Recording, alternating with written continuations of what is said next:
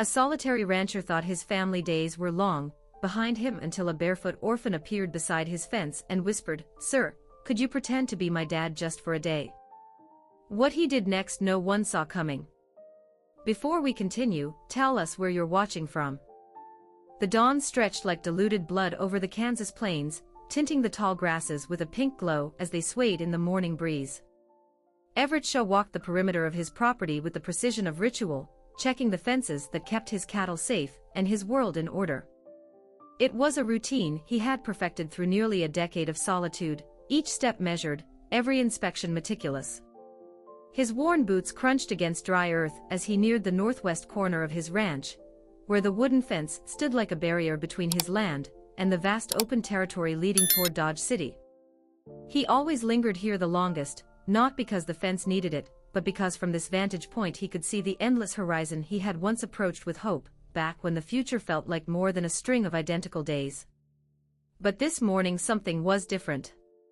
Subtle signs, imperceptible to untrained eyes, caught his attention. Grass pressed in a peculiar pattern. A branch broken at the wrong height. And something else, a faint but distinct scent of cold ash, as if someone had built a small fire the night before. Everett crouched by the fence, tracing the marks in the dirt. Small footprints, too small for an adult. His jaw tightened. Vagabonds seeking shelter sometimes crossed his land, but always grown men, desperate for food or work. This was different.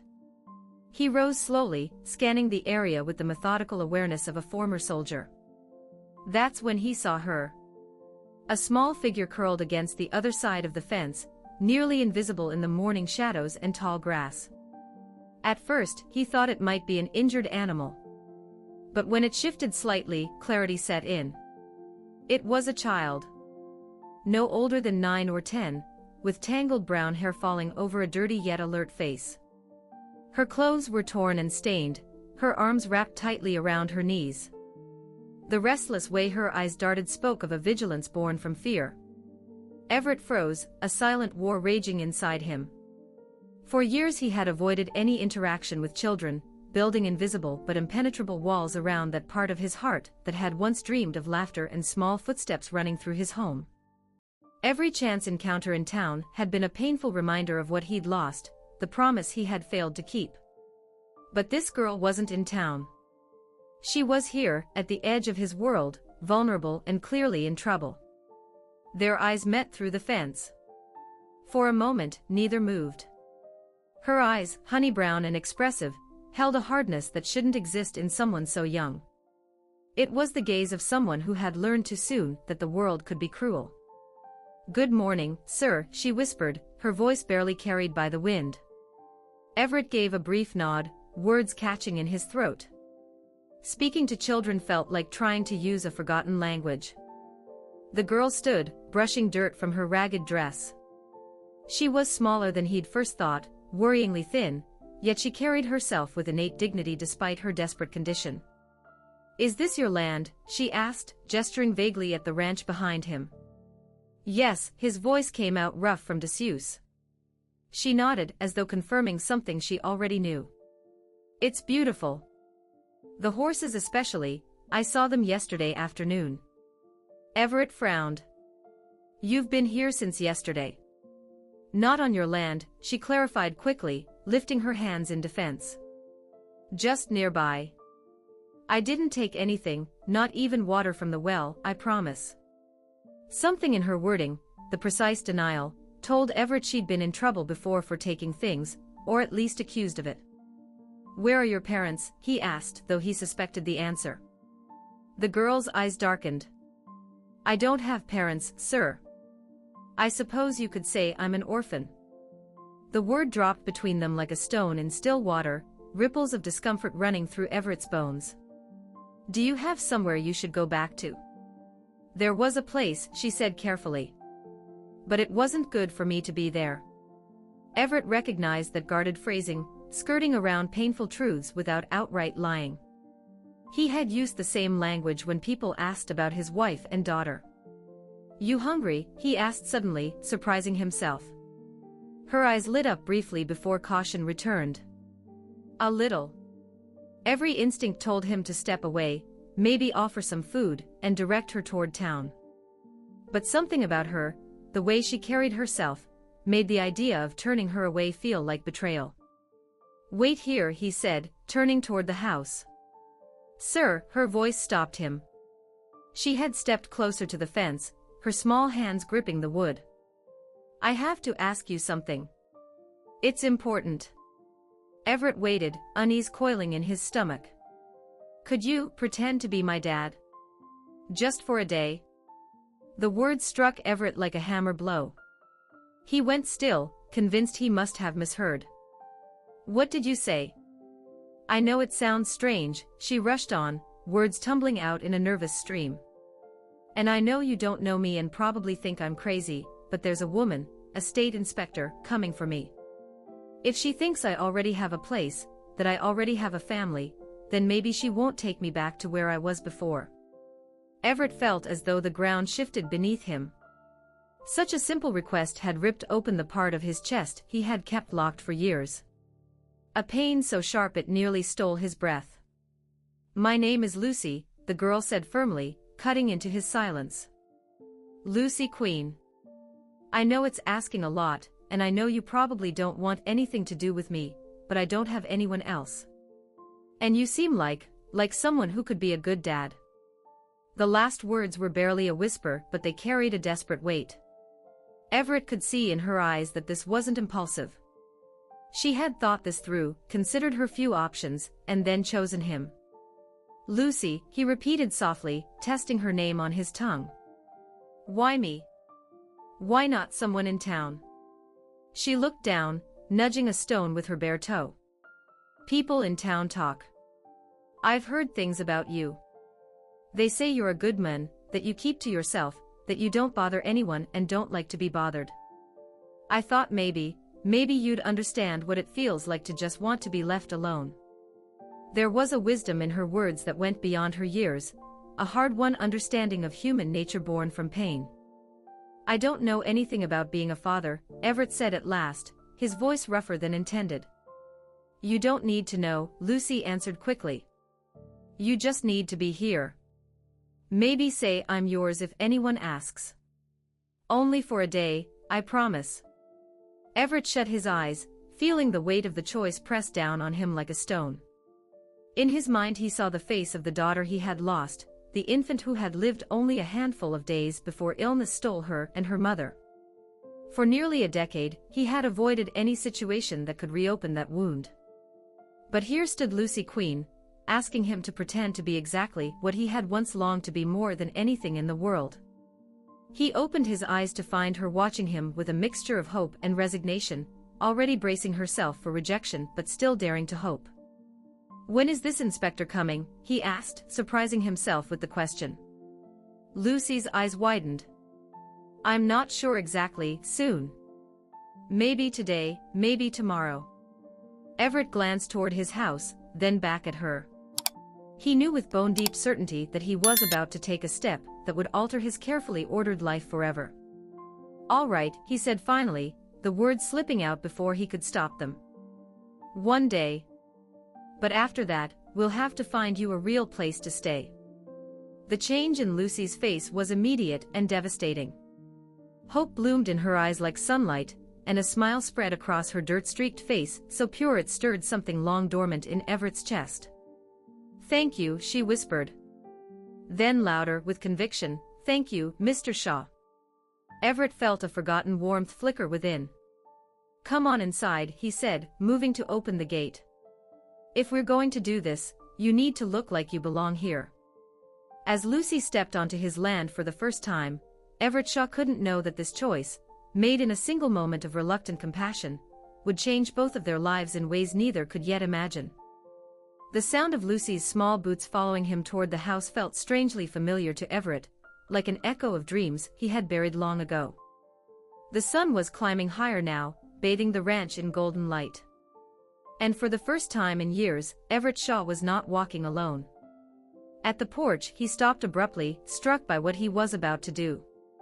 For nearly a decade, no child had crossed his threshold. The house had been built with the hope of filling it with laughter and small footsteps, but after the deaths of Margaret and their baby, it had become more mausoleum than home. Each room preserved like a shrine, frozen in time. Mr. Shaw. Lucy's soft voice pulled him back. He turned, surprised to see that she had begun instinctively clearing away the dead plants from the porch, piling dry leaves neatly by the steps. Her movements were practiced, efficient, as though she had spent much of her life doing chores. "You don't need to do that," he said. But she kept working. "I like to help," she answered without looking up. "Besides, if we're going to pretend I belong here, it should look like someone cares for the place."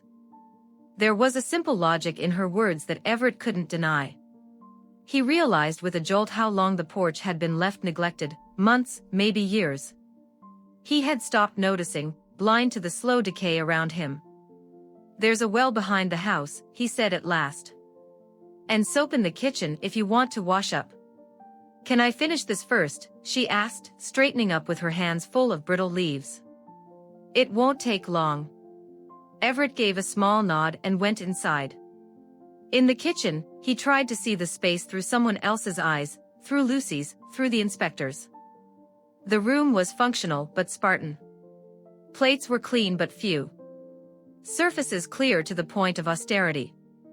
No warmth, no sign of family. Just the bare habits of a man who ate to survive rather than enjoy. He busied himself with a simple breakfast, bread, eggs, bacon, listening through the window to the soft sounds of Lucy moving about on the porch. Those faint footsteps, mixed with the occasional rustle of dry leaves, made the house feel different already. When the food was ready, he stepped outside and froze. In the short time he'd been gone, Lucy had transformed the porch. The dead plants were cleared, the steps swept, the chairs rearranged into a more welcoming order. But what truly startled him was the sight of her standing at the railing, gently stroking the muzzle of Ranger, his old hound. The dog, normally wary of strangers, leaned into her touch, tail wagging with uncharacteristic energy. "He's beautiful," Lucy said, scratching behind the dog's ears. "What's his name?" "Ranger," Everett replied, approaching cautiously. The animal had been his companion for 5 years, sharing his solitude and his routines. Seeing him respond so easily to Lucy unsettled him. "Hi, Ranger," she whispered. The dog wagged harder, as if instantly devoted. "The food's ready," Everett said, masking his unease with a neutral tone. At breakfast, Lucy ate with the controlled hunger of someone who hadn't had a proper meal in days. Yet her manners betrayed a more refined upbringing. She held her fork carefully, wiped her mouth with a napkin, kept her posture straight. "Where did you learn those manners?" Everett asked without thinking. Lucy paused, caution flickering across her face. "My mom taught me. Before she got sick." "When did she die?" 2 years ago. During the terrible winter, when so many in Dodge City fell ill." Her voice went distant. "Dad had died the year before. A railroad accident." Everett nodded grimly. He remembered that winter, brutal, marked by epidemic. Many families had been torn apart. "And how did you end up with the man you ran from?" Lucy's eyes clouded. "Mr. Don said he needed help on his farm. The orphanage thought it would be good for me, work, a home." She hesitated, pushing food around her plate. "But he didn't want a daughter. He wanted hands to work. And when I couldn't do everything he asked." Her fingers brushed a fading bruise on her arm. Rage rose hot in Everett's chest, an emotion so intense it shocked him. For years, he had forced himself into numbness. But the thought of anyone hurting this child awakened something fierce, primal. "That's why you ran," he said quietly. She nodded. "It got worse after his crop failed. He drank more. One night he tried to," she shuddered. "I knew I had to leave. I took some food and walked here." "What did you take?" Everett asked, sensing the detail mattered. Her eyes fell, ashamed. "Some bread, a blanket, and money. From his desk." Her voice was barely a whisper. "I know it was wrong. But I was so scared. I thought maybe if I had a little money, I could get farther before he found me. Everett understood instantly. Theft was no small matter on the frontier. If Elias Don reported it, Lucy could face serious consequences, no matter the circumstances. "Do you still have the money?" She nodded, pulling a crumpled bundle of bills from her pocket. "I haven't spent a cent. I thought maybe, if things got bad, I could give it back. Say I was sorry." The innocence of her reasoning, mingled with desperate pragmatism, pierced Everett deeply. This was a child forced into adult decisions, yet still clinging to a moral compass. After breakfast, Lucy insisted on washing the dishes while Everett tended to the cattle. An hour later, returning to the house, he found the kitchen spotless. And more, subtle signs of life, of habitation, where there had been none. He discovered her in the main room, standing before the mantel where Margaret's few treasures still rested. In her hands, she held something that made Everett's heart seize. A baby's cap, delicately knit in white, embroidered with tiny flowers. Margaret had made it during her last months of pregnancy. It was one of the few relics of the child they had lost. "I'm sorry," Lucy said quickly, seeing his face. She moved to put it back, hands trembling. "It's all right," Everett said gruffly, though his voice cracked. He reached out and took the cap, the fragile yarn crumbling like brittle dreams in his fingers. "It was for a baby," Lucy said softly. "My daughter," Everett admitted. "She lived 4 days." Lucy's eyes filled with a depth of understanding no child should carry. "Is that why you live alone?" The question, so direct, cut deeper than any adult's polite avoidance ever had. For the first time in years, Everett considered answering honestly. "After they died. I couldn't. The house felt too empty, and too full of memories. It was easier to be alone." "I understand," Lucy said simply. "Sometimes people hurt so much it feels safer not to let anyone close." Her words struck him like a blow. She had voiced what he had carried silently for years. The moment was broken by the sound of hooves approaching along the main trail. Everett moved to the window, his stomach sinking. A woman rode up on a bay horse, her posture radiating official authority. She wore a dark practical dress and a weather-worn hat, her entire presence marked by the unmistakable air of government. "Who is it?" Lucy asked, stepping closer. When she saw the rider, her face went pale. "Oh no. It's her, the inspector." Panic rose in Everett's throat. They had had less than 3 hours to prepare, and suddenly the absurdity of their plan hit him. What did he know about being a father? How could he convince an experienced inspector that Lucy had been living with him? "What do we do?" Lucy whispered, fear trembling in her voice. Everett tucked the baby's cap into his pocket and moved toward the door. "We act like you're my daughter," he said, surprised at the firmness in his own tone. "And hope it's enough." He rested a hand on Lucy's shoulder, feeling the tension radiating from her small body. "Breathe," he murmured. "Just remember, you've been living here. I'm your father." The words felt strange in his mouth, but Lucy nodded with quiet determination. In seconds, she transformed her posture, standing closer to him with the natural ease of a child seeking protection from a familiar parent. The woman dismounted with efficient movements and strode toward the porch. She was younger than Everett had expected, perhaps 40, with streaks of premature gray in her tightly bound hair. Her eyes were sharp, missing nothing. "Good morning," she said, her voice carrying the weight of professional authority. "I'm Mabel Renner, placement inspector for the Dodge City Orphanage. You must be Mr. Shaw." "Yes," Everett said, opening the door fully. "Everett Shaw." Her eyes shifted immediately to Lucy, and Everett saw the recognition in her expression. Her jaw tightened almost imperceptibly. "And this must be Lucy Queen," she said, her tone cooling. "How interesting to find her here." Lucy stepped closer to Everett, the movement natural but calculated. "Good morning, Miss Renner," she said softly but politely. "Miss Queen, Your disappearance has caused considerable concern, Mabel said, her gaze fixed on the girl. Mr. Don is very distressed about your absence. Everett felt Lucy tense beside him. Instinctively, he placed a protective hand on her back. The gesture did not go unnoticed by Mabel, whose sharp eyes narrowed slightly. May I ask, Mr. Shaw, she said crisply, how long exactly has Lucy been under your care? It was the question Everett had dreaded, the one that could unravel everything. But before he could answer, Lucy spoke up with surprising confidence. Mr. Shaw is an old friend of my family, she said quickly.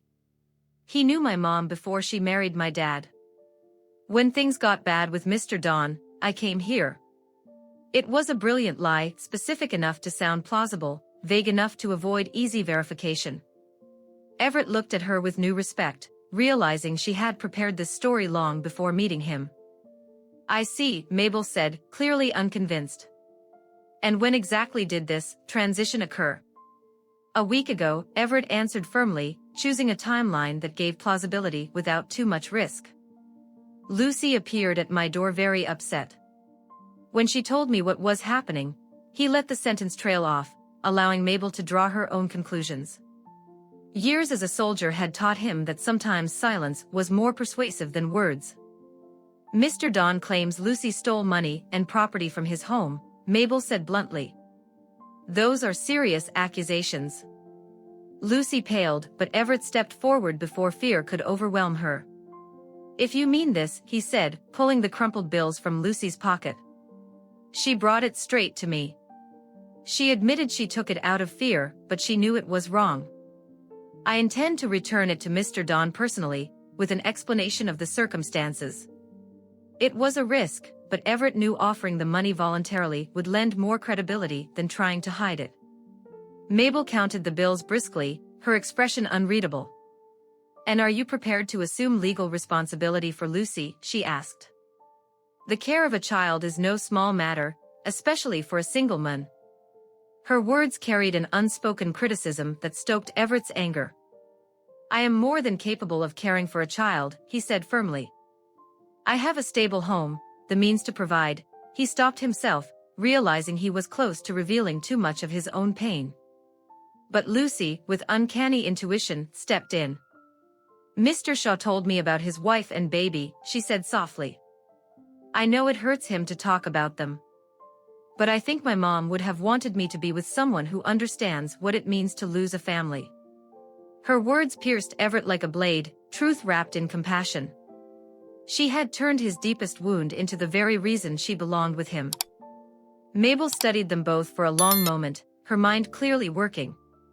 She was a woman who had seen many complicated family situations, and Everett could tell she was not easily fooled. I'd like to see the rest of the house, she said at last. If Lucy is to live here permanently, I must ensure conditions are appropriate. For the next hour, Mabel conducted a meticulous tour of the house. Everett found himself seeing his home through her sharp eyes, the rooms functional but stark, the absence of anything that suggested a child's presence, the lack of warmth that a family home was expected to hold. But Lucy, with a cleverness that continued to astonish him, had already planted subtle traces of her existence. The small cup she had washed and placed beside the larger ones on the drying rack, the book she had left open on the kitchen table, the faint order she had imposed on the porch, all tiny signs of a child's presence without appearing staged. Where does Lucy sleep? Mabel asked when they reached the small spare room, the one Everett had once intended for his daughter. Everett's throat tightened. He had not entered that room in years, keeping it locked as a shrine to lost dreams. But Lucy stepped forward without hesitation. Here, she said, opening the door and walking in as though it were the most natural thing in the world. The room was exactly as Margaret had left it, a tiny crib in the corner, walls painted a soft yellow, a rocking chair by the window. The air smelled faintly of lavender and time held still. Everett froze in the doorway, overwhelmed by memories he had kept sealed away. It's beautiful, Lucy said softly, touching the crib's edge with reverence. Mr. Shaw told me he prepared it for his baby. He said I could use it until I'm old enough for a real bed. Everett stared in awe. With a single sentence, Lucy had transformed the most painful room in his house into proof of belonging. It was an act of emotional intuition so profound it left him speechless. Mabel inspected the room with her professional eye, noting the cleanliness, the secure windows, the adequacy of space. When they stepped out again, her expression had shifted, less skeptical, more thoughtful. "Mr. Shaw," she said as they returned to the porch, "I appreciate that you've opened your home to Lucy. However, you must understand my duty is to ensure the well-being of every child under state care. I'll need to make additional checks before I can approve this placement." Everett's heart sank. "What kind of checks?" "Character references. A fuller assessment of your situation." She paused, her gaze flicking to Lucy. "And I will need to speak with Mr. Don about the circumstances of her departure." Lucy's face went pale. "Do I have to go back to him?" she asked, her voice trembling with real fear.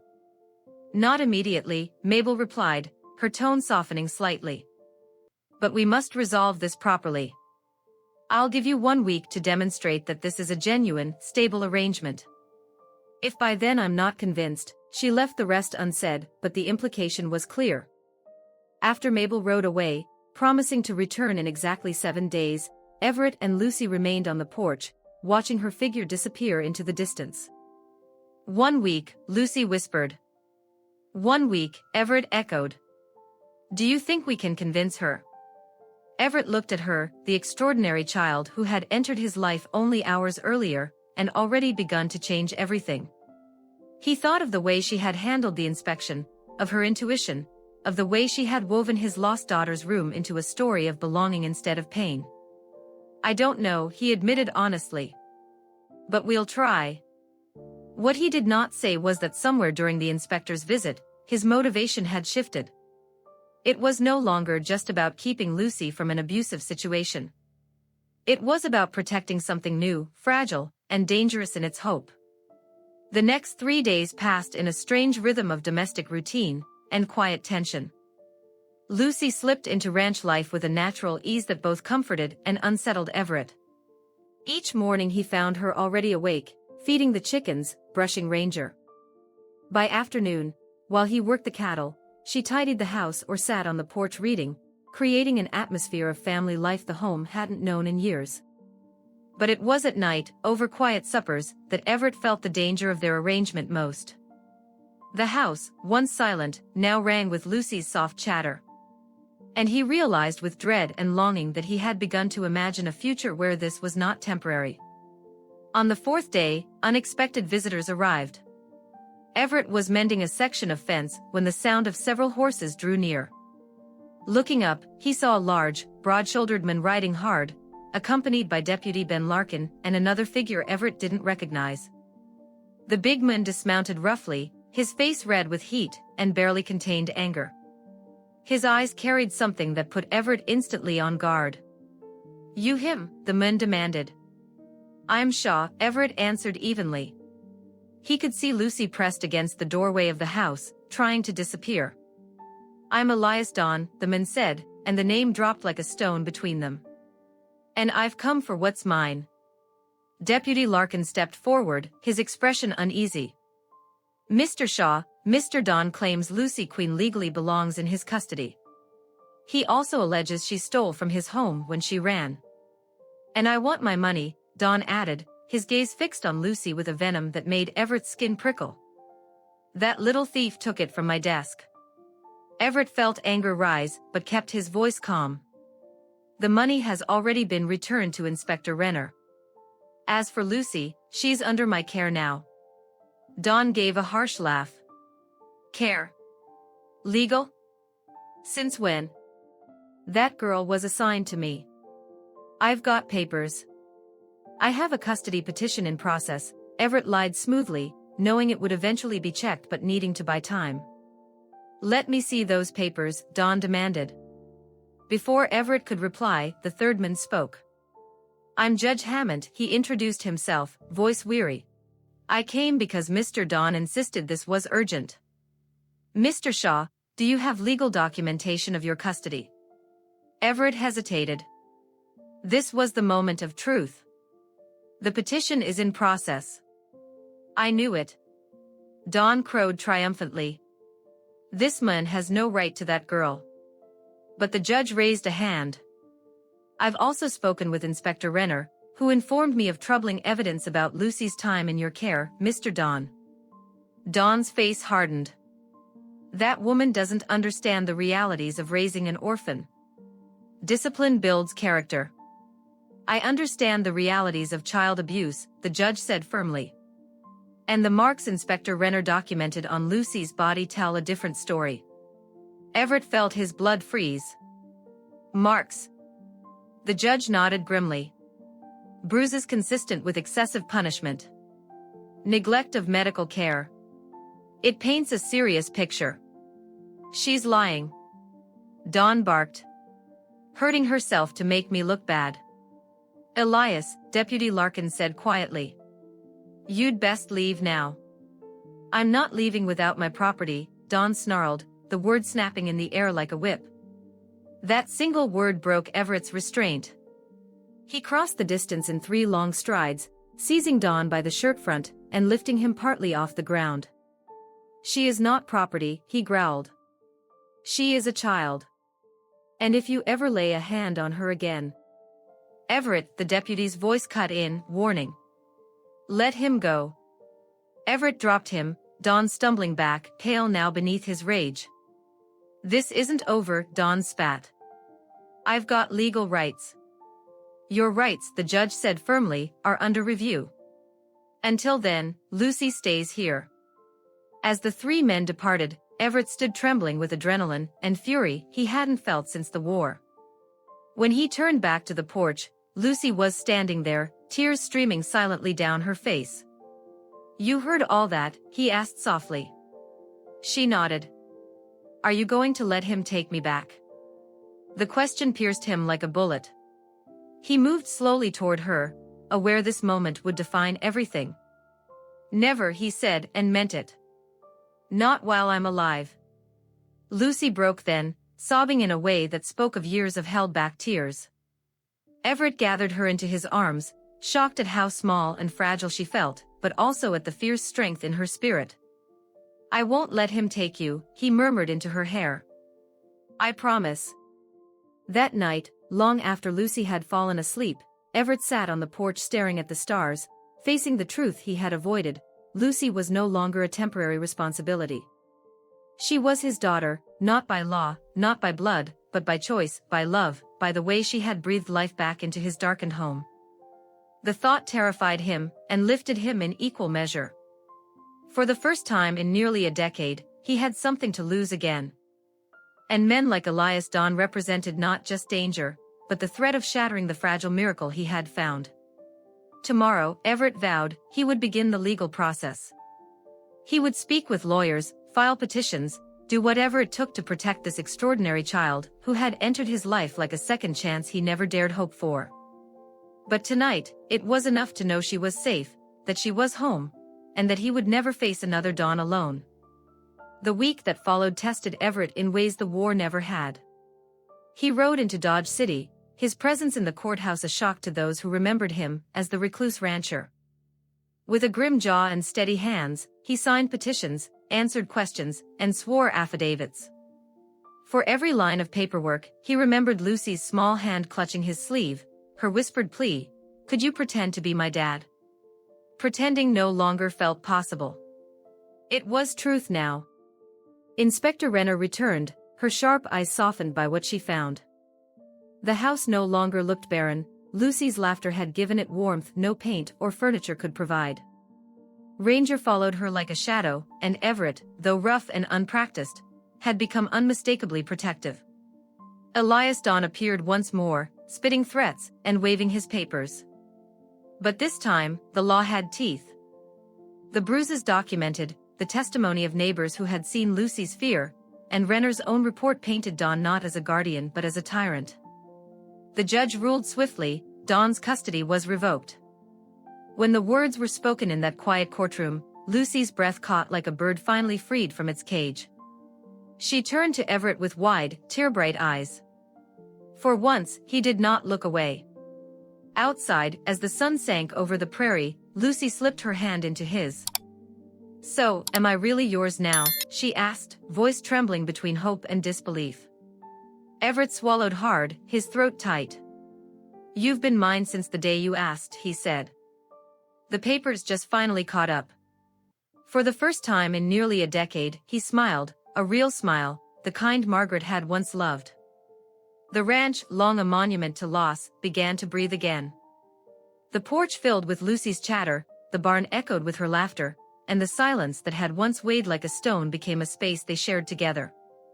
Everett Shaw, who had thought fatherhood buried with his past, discovered that sometimes family isn't given by blood or law, but chosen in the hardest moment, and kept with unshakable love.